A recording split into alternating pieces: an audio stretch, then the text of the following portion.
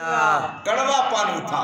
تو جب یوسف علیہ السلام اس کڑوے پانی والے کنویں میں گئے تو وہ کڑوا پانی میٹھا ہو گیا۔ سبحان اللہ۔ حضرت انس رضی اللہ تعالیٰ عنہ فرماتے ہیں کہ ہمارا ایک کنواں تھا، اس کنویں کے متعلق نبی پاک علیہ السلام کی بارگاہ میں چند صحابہ گئے، یا رسول اللہ صلی اللہ علیہ وسلم اس کنویں کا پانی کڑوا ہے۔ تو نبی رحمت صلی اللہ علیہ وسلم نے اپنا لعاب دہن نکالا، اس کنویں میں ڈال دیا۔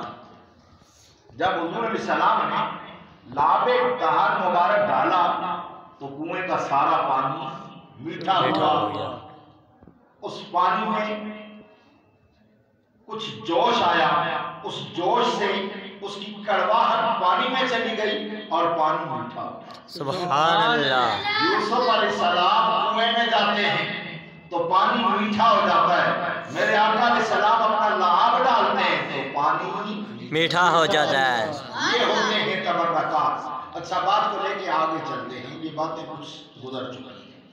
یوسف علیہ السلام کے گلے میں تعویذ ہے، اس کی برکت سے آپ آفات سے محفوظ رہے۔ پھر جناب یوسف علیہ السلام جب مصر میں چلے گئے، بولیاں لگیں، بیچنے والے بولیاں لگا رہے ہیں، خریدار بھی دام بھرنے کو تیار ہیں، اپنے اپنے حساب سے جو جتنی طاقت رکھتا تھا وہ کہتا گیا میں اتنے سکے دوں گا، میں یہ دوں گا، میں یہ دوں گا۔ وہاں ایک کوئی شریف مائی تھی، ایک شریف مائی تھی، اس نے کہا بھائی بڑا سونا غلام بک رہا ہے، لیکن میں اس کو خرید تو نہیں سکتی، لیکن لگتا ہے کہ یہ غلام کوئی عام نہیں۔ سبحان اللہ۔ یہ غلام کوئی عام نہیں، تو مائی نے کیا کیا، اس نے ایک سود کی اٹی لی، سود کی اٹی لے کے وہ چلی یوسف علیہ السلام کو خریدنے۔ سبحان اللہ۔ جہاں بڑے بڑے تاجر موجود ہیں، کوئی خرید نہیں پا رہا، تو مائی سود کی اٹی لے کے یوسف علیہ السلام کو خریدنے پہنچ گئی مصر کے بازار میں۔ کسی نے دیکھا تو پوچھا مائی تیرے پاس مجھے سود کی اٹی ہے، جہاں بڑے بڑے تاجر ہیں، بڑے مال و دولت والے اس غلام کو نہیں خرید پائے، تو کیسے خریدے؟ سبحان اللہ۔ مائی نے جواب دیا سوال کرنے والے، میں جانتی ہوں کہ میں یوسف کو نہیں خرید سکتی، مجھے پتا ہے اس سود کی اٹی پہ یوسف نہیں مل سکتا، یوسف کی قیمت یہ سود کی اٹی نہیں بن سکتی، لیکن آج اس لیے گئی ہوں کہ یوسف کے خریداروں میں میرا نام لکھا۔ سبحان اللہ۔ میرے نبی کے غلاموں، بات کو لے کے آگے چلتے، یہی قمیص تھا یوسف علیہ السلام کے پاس۔ تو جب آپ پر تہمت لگی، جب آپ پر بہتان باندھا گیا، میں پوری بات نہیں بیان کرتا کیونکہ وقت کے دامن میں اتنی گنجائش نہیں، 17-18 منٹ ہے، تو میں نے بات کو سمجھانا بھی ہے، کلوز بھی کرنا ہے، پھر ہم نے جمعہ بھی پڑھنا ہے۔ میرے نبی کے غلاموں، یوسف علیہ السلام پر جب تہمت لگی تو وہاں پر بھی معاملہ قمیص کا آیا۔ سبحان اللہ۔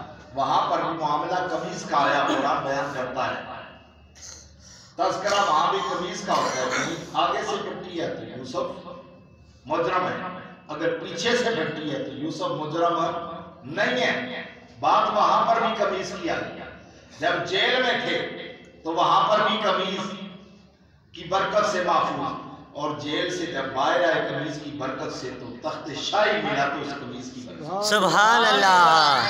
ایک ہی قمیص ہے جو بزرگوں نے تبرک کر دی ہے، جس کا تعویذ بنا کے پہنا لیا ہے گلے میں، اس کی برکات حضرت یوسف علیہ السلام کو مل رہی ہیں اور تخت شاہی پہ بیٹھ گئے ہیں اور بادشاہ بن گئے ہیں۔ تو پھر یوسف علیہ السلام سے جب وہ قمیص چلے تو یعقوب علیہ السلام کے پاس، سبحان اللہ، یعقوب علیہ السلام کے پاس وہ قمیص جب پہنچے، 8 میل کی دوری پر ہے، لانے والا یوسف علیہ السلام کی خوشبو، یعقوب علیہ السلام مصر میں کنعان میں، آپ اس کو محسوس کر کے فرمائیں اپنے پوتے پوتیوں سے، بہوں سے، بیٹیوں سے کہ مجھے یوسف کی خوشبو آ رہی ہے۔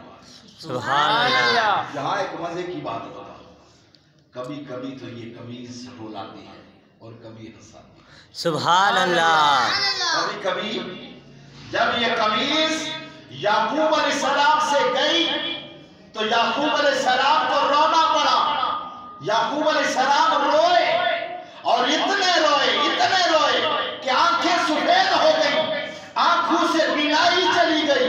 لیکن جب یہ قمیض واپس آ گئی تو یعقوب علیہ السلام مسکرا رہے. سبحان اللہ.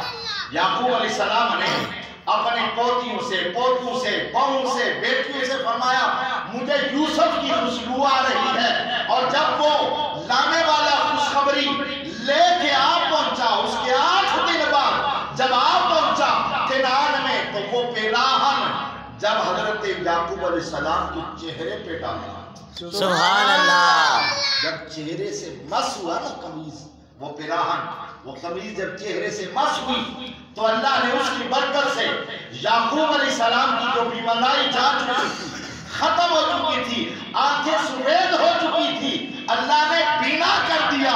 جب بینا ہوئے تو مسکرانے. سبحان اللہ. اللہ کا شکر بجا رہے ہیں. یہ قمیض بزرگوں کا تبرک، یہ تبرک تھا. جو تبرک ملا اس کو سنبھالا، اس سے برکات حاصل. میں تھوڑی سی بات آگے لے کے جانا چاہتا ہوں. سلطان محمود غزنوی رحمۃ اللہ تعالی، اتنے لوگ واقف ہیں سلطان محمود غزنوی کے تذکرے پڑھے ہیں، سنے ہیں. سلطان بادشاہ بنے، سومنات پر آپ نے بہت سارے حملے کیے سومنات پر، لیکن ناکام ہو جاتے ہیں.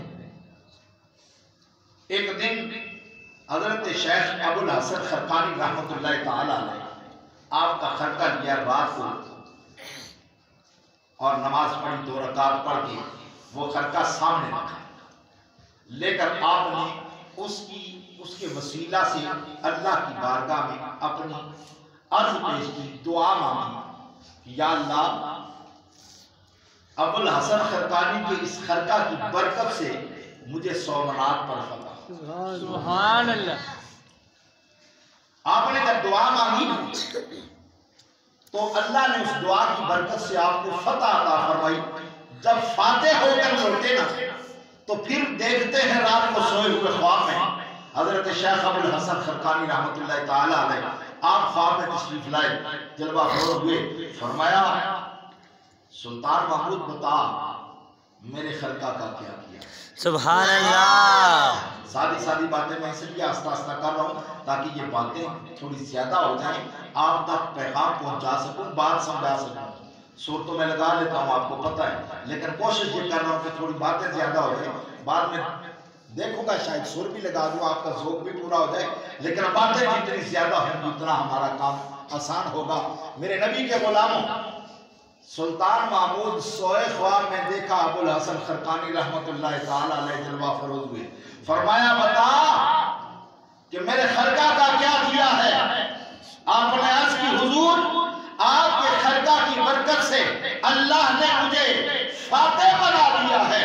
میں نے آپ کا خرقہ سامنے رکھ کے اس کے وسیلہ سے رب سے دعا مانگی تو کائنات کے رب نے اس کی برکت سے مجھے فتح عطا. سبحان اللہ.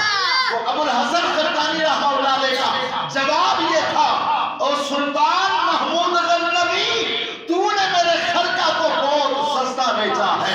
اگر تو اس وقت دعا میں یہ کہہ دیتا کہ کائنات کے رب اس خرقہ کی برکت سے تو ان سارے کافروں کو ہدایت عطا کر دے، تو رب کعبہ کی قسم اللہ تیری دعا قبول کرتا، اس کی برکت سے سارے مسلمانوں کو، سارے کافروں کو اسلام پر ہدایت عطا کرتا.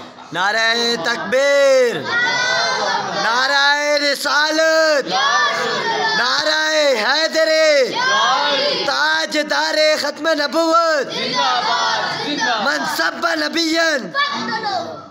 میرے نبی کے غلاموں،